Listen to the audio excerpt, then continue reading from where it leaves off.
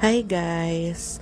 So, this video will be the unstuffing of our weekly or daily na mini Mugi Megi binder which I carry every day. Tapos, meron din akong daily stuffing of my daily income. So, bale, ito yung daily income ko. So, first, we're emptying out the coin purse. So, yung 20s at 10s, kinukuha ko. Tapos, yun yung invisible na savings sa aking tin can. Meron akong tin can na post ko yata, photo lang. So now, oh, 'di ba? Debut ni Red Mumi Megi Binder. So first we're going to empty out. So wala pa akong stickers, meron lang post-it, palatandaan. So first dito sa back pocket which carries my savings for sinking funds, for travel, and for the car fund. So actually, yung categories, ito yung parang priority ko na savings categories. So yung next is for special projects. Yun yung sabi ko before, like for example, merong need for that month na bayarin. So ini-accelerate ko ng konti yung savings. So, when I receive my income for the day, usually, so na-receive ko na no, binabudget ko na siya agad. Bale, nilalagyan ko na ng assignment yung money. So, example, yung pinaka base ko na expected daily income is 560 pesos. So, yung 560, nilalaan ko na siya agad. So, yun. So, first we have for our loans, we were able to save 200 pesos from week 1 of April. So, wala. Actually, 1 working day lang yung April, pero ito yung galing March 30 na office. So 30, 31, April 1. So 3 days. Tapos wala nang pasok April 2 and 3 eh. So sa 3 days meron tayong na save na ganito. So before I assign before I spend the money, talagang I allot several minutes to assign the money to categories. So, ito yung bills. For the bills sinking fund, so, yun, depende sa number of bills, yun din yung envelopes na masa-stuff. So, ito, I only had 2 bills, so 200, 100 each. So, dalawang envelope lang yung masa-stuff. So, yung loans, credit card, specifically, iba din yung amounts nila para ma-accelerate din yung pag-save for them para mabayad natin agad-agad kasi may utang pa tayo eh. So, then I transfer yung marker to the next envelope na magiging recipient ng next na naman na next week na savings. So, for credit cards, I was able to save. Pero alam nyo guys, ever since I did this, alam ko na saan napupunta yung pera ko. Dati kasi, nasa wallet ko lang, iisa lang sila doon lahat. So, kung titingnan ko, wow, ang dami kong pera.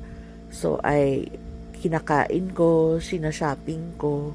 So, talagang masya-shock na ako pag at the end of the month. Parang saan yung napunta? Yung parang ang dami kong bill sa wallet. So now, binibigyan ko na talaga kung saan sila mapupunta. So now, we're funding. Ano na ba to? Yung sa office. I also realized kailangan kong maglagay every day for office overhead expenses. Dati hindi ako naglalagay. Parang sinking envelope lang siya. Pero wala akong nilalagay na galing sa daily income ko na galing sa office. So I'm thinking I should give back para merong overhead yung office ko. Like ngayon, nag-text yung dalawang suppliers. Meron akong certain na thing na dinidispense sa office. So, hindi ko yan napaghandaan. So, I was only able to pay partially the first supplier. So, meron pang second supplier. Nakakaloka. So, yung total 5,000 something. Actually, yung total was 7,000 something. I was able to pay the 2,000 na partial payment. So, nakakahiya, di ba? So, yun. I'm thinking talagang maglalaan na every day for office overhead. So, this one, ano na ba to? Oh, di ba? Hindi na siya performative calculator. Nagagamit na talaga siya. So this one, bumili ako ng pet food. So, I used my spending money to buy the pet food muna kasi hindi ako nakakuha from the envelope. So, ngayon, we are getting that and returning it to spending. So, depende if sa spending pa siya mapupunta ngayon. So, ito na yung sa pets. Hopefully, I can still add kasi, deworming schedule na sa end of the month. So, how I wish guys na marinig niyo yung ASMR. Actually, happy ako nito kasi parang may ASMR. Kaso, yung husband ko naglalaro ng games. Naglalaro siya ng games na sa Discord. So, ang ng usapan nila. So, maririnig nyo. So, hindi na siya ASMR. Tapos, magiging identifier ko na rin. So, hopefully next time, I'll do cash stuffing na wala siya. Sorry guys ha, parati kaming magkasama. Magkasama kasi kami. Hindi, biro lang. Pero, alam niyo yun, parang can't do yung workstation ko kasi nasa loob din ng room namin. So, wala talagang parang dedicated workspace for it. Kaya nakita niyo yung gulo-gulo, 'di ba? So, anyway, moving on. So, ito na yung daily save. So, same din siya ng bills. So, ang masastaff na envelopes depende sa number of bills. Kaya, walang 50s yata to ngayon Puro hundreds yung sinastaff ko eh. So, yung blue na parang flag, nasa market. So, nagsa-start tayo sa market. Tapos next, they have another 100 for the groceries. So, dalawang envelopes lang. Minsan, if marami akong bills, maraming 50s, or marami ding 50s sa loob ng envelopes, nasa cycle po siya. So, next time, sa dining out envelope ko na, magsa-start yung stuffing ng daily saves. So, yun yung purpose ng daily saves. So, now, we proceed with naghahanap yata ako. Anong hinahanap ko ba? Subscriptions? Ba't ko tinitignan yung subscriptions?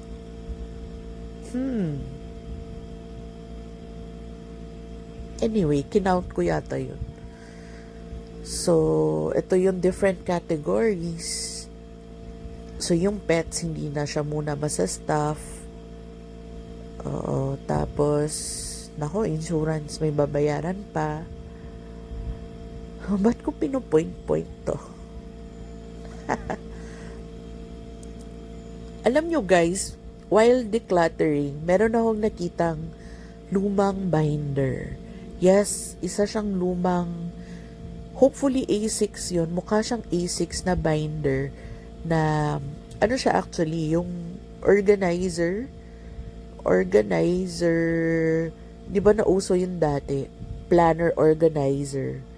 So, I will, bago pa siya, it's never been used. I think it's just it has been lying around for years na dun sa lumang kwarto. And it isn't mine, but nobody is claiming it now. So, I think gagamitin ko yun. I-separate ko yung para sa office. Yung office, conventions and fees, taxes, and travel. Baka doon ko sila ilalagay. What you think, guys? Kasi medyo crowded yung red ko na binder. And ayoko talagang bumili ng bagong binder. I resist. Actually, bumili ako ng Mumi, pero yung deeper purpose nun is para sa para sa niece ko na tuturuan ko. Pero kung hindi ako wala akong paglalaanan ng blue na mini Maggie, hindi ako bibili ng bagong Mumi. So anyway, I'll update you kung A6 nga talaga yon, dahil ita-transfer ko yung mga ano. Pero marami pa siyang papel, yung parang refills. So, sige lang. Titingnan ko if magagamit ko rin. Ang dami-dami kong papel. Kasi ako yung tipong tao na pati scratch, ginagamit ko talaga. Kaso, yung rate ng pag-accumulate ng scratch paper, mas mabilis kaysa sa paggamit ko ng scratch paper. So, merong positive balance. So, nadadami rin. Tapos, ang dami ring papel binibigay sa akin. Mga stationery. Hindi yung magandang stationery ha. Yung mga corporate na stationery. So, parang wala. Minsan, parang tama na. Ayoko na. Pinamimigay ko na minsan. But, nobody is taking it. Kasi boring corporate stationery eh. Tapos, mahilig din ako magpulot ng stationery ng hotel. Yeah, dinadala ko yan. So, minsan, social, pag ganyan, uy, Shangri-La. Pero actually, guys, I stayed in 5-star hotels. Hindi ko yan bayad. Sponsored po yan. So, minsan may ganon. So, I take all, pati yung laundry bag. Anyway, ang haba, umabot na tayo sa hotel. So, we're going back. Wala yata akong maisip na paglalaanan nito. So, why not put it sa savings challenge? No? So, yung 1,000, nilagay ko na lang sa savings challenge for my emergency funds. And I'm happy to say, yung emergency funds natin, nasa 40% na ng aking goal number 1. Yung goal number 1 ko is 100K na emergency fund. So, nasa 40, around 40 na, 40-ish% na. So, ngayon, yung dalawang 500 na to, ito na, at naalala ko na meron akong bayarin. Touch move kasi ako, guys. Minsan, pag nalagay ko na sa envelope, hindi ko na siya tina-transfer or binabawi. Talagang dyan na siya. So, kailangan ko mag-isip saan ko talaga ilalagay yung pera.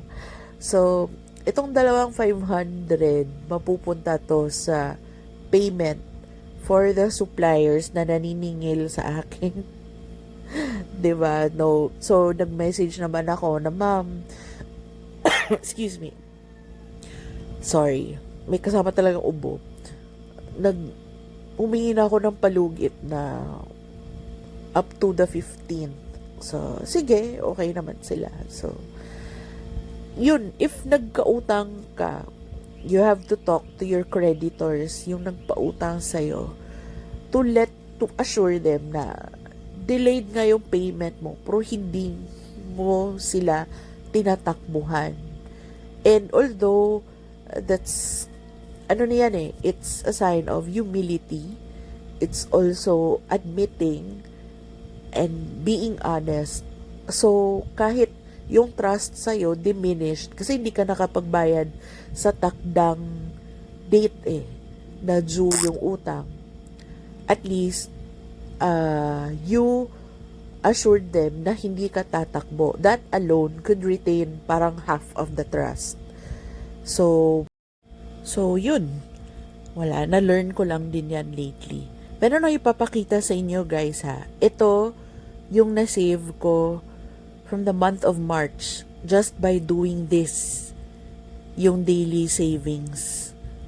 So, 'di ba? Yun lang for now. Bye!